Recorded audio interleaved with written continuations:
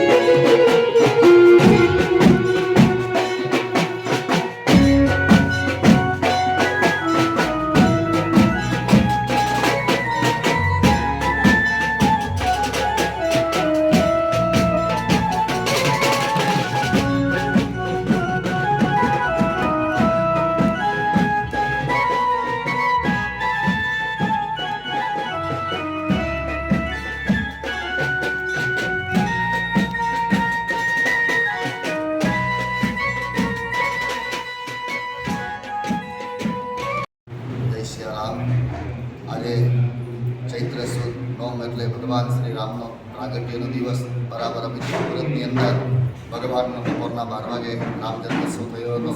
તો અહીંયા પણ માધાપરની અંદર વર્ષોની પરંપરા છે।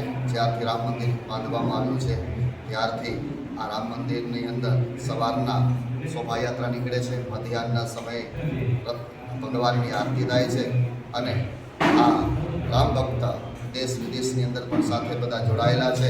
સૌને આજે રામ જન્મોત્સવની સૌને શુભકામનાઓ। જય સિયારામ। ये शब्दों और जब आपकी समझ सकते